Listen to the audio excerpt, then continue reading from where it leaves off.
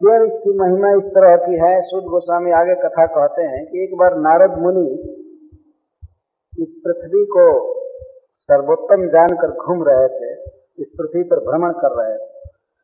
तो भ्रमण करते करते एक बार वे बद्रिकाश्रम गए, भगवान नर नारायण के आश्रम में। तो नारद जी बड़े व्याकुल थे, बहुत जल्दी जल्दी जा रहे थे, जैसे गृहस्थ आदमी, हाउस होल्डर बहुत बेचैन रहता है, चिंता में रहता है, नारद जी वैसे जा रहे थे। तो 4 कुमारों से भेंट हुई। 4 कुमार मतलब सनक सनंदन आदि, ब्रह्मा जी के सबसे बड़े पुत्र, नारद जी के बड़े भाई। तो वे लोग देखे नारद जी को कि नारद जी बड़ी व्यग्र गति से जा रहे हैं, चिंतित मुख से जा रहे हैं। तो उन लोगों ने पूछा कि नारद, तुम्हारे जीवन में ऐसी कौन सी कठिनाई आ गई है कि तुम इतना चिंतातुर हो गए हो? तो गृहस्थ जैसा तुम बिल्कुल चिंता में पड़ गए। साधु का मतलब होता है कि आनंद से रहे, जहां भी रहे आनंद से रहे। विरक्त का आनंद तो यही है कि जहां भी रहे बिना फिक्र के रहे, बिना चिंता के रहे। आनंद ही आनंद है। चिंता करने की सारी जिम्मेवारी तो गृहस्थों पर है, वे लोग चिंता करें। यहाँ तक कि साधुओं को खिलाने की भी चिंता गृहस्थों को ही होती है। साधु का मतलब होता है निश्चिंत रहना।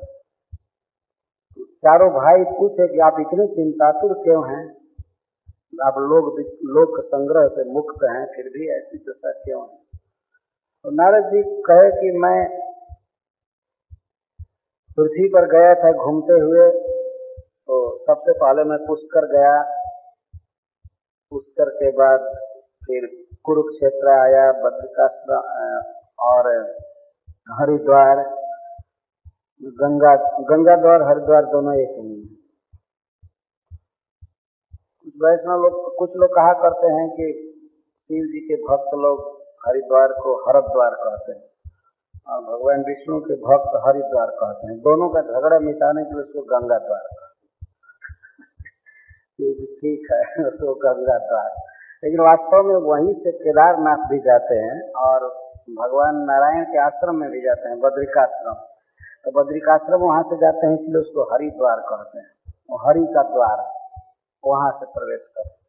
और भगवान शिव के धाम में भी वहीं से जाते हैं, इसलिए हरिद्वार भी ठीक ही, अंग्रेजों ने हरिद्वार लिख दिया।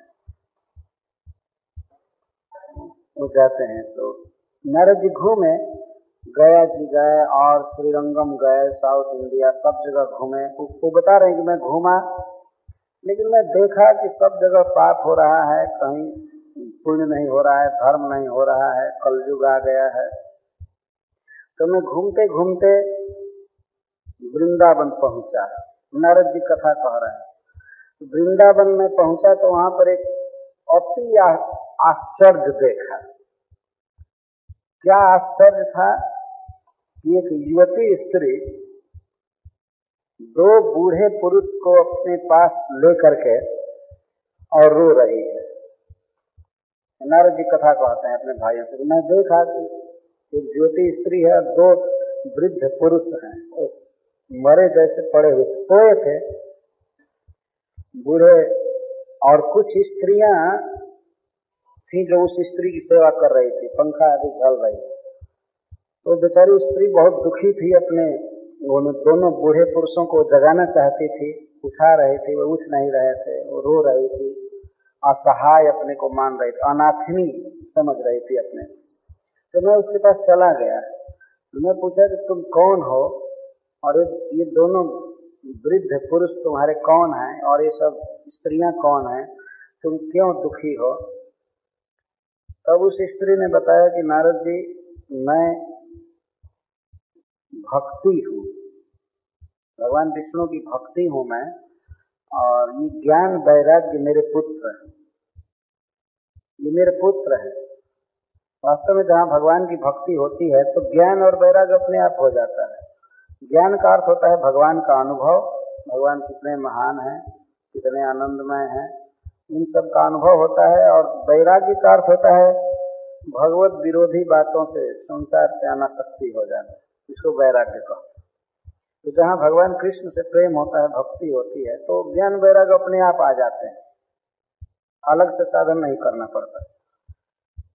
तो भक्ति बता रहे थे कि ये मेरे पुत्र हैं और ये जो स्त्रियां हैं ये गंगा आदि नदियां हैं जो मेरी सेवा करती हैं। गंगा आदि का सेवन करने से भक्ति बढ़ती है। नारद जी, मैं बड़ी दुखी हूँ कि मैं माँ होकर तो मैं ज्योति हूँ और हमारे बेटे वृद्ध हैं, बूढ़े हो गए, तो इसका मुझे बहुत बड़ा दुख है। मैं इनको जगा रही हूँ, इनको युवक बनाना चाहती हूँ, लेकिन ये बन नहीं रहे हैं। और मैं अपना इतिहास सुना रही हूँ कि मैं दक्षिण भारत में जन्म ली थी। उत्पन्ना द्रविणेशाहम वृद्धिम कर्णाटके गता क्वचित क्वचित महाराष्ट्र गुर्जरे जीर्णताम गता। मैं द्रविड़ में उत्पन्न हुई। लो भक्ति प्रधान क्षेत्र है, बड़े बड़े आचार्य वहाँ हुए हैं साउथ इंडिया। तो मैं द्रविड़ में उत्पन्न हुई और कर्नाटक में कुछ बढ़ी, महाराष्ट्र में भी कहीं कहीं मैं बढ़ी, जैसे पंढरपुर में और सब जगह वहाँ बढ़ी, लेकिन गुजरात में जाकर मैं जीर्ण हो गई। ये भक्ति आत्मकथा कह रही है। भक्ति गुजरात में जाकर जीर्ण हो गई। आज भी हम लोग देखते हैं कि गुजराती समाज को आसानी से ठगा जा सकता है। जितना भी मत और पंथ है सब गुजरात में सबसे ज्यादा फ्लोरिश है। जितना पाखंड है, उसकी राजधानी है गुजरात। इसमें संदेह नहीं है। ये भक्ति अपनी कथा कह रही है।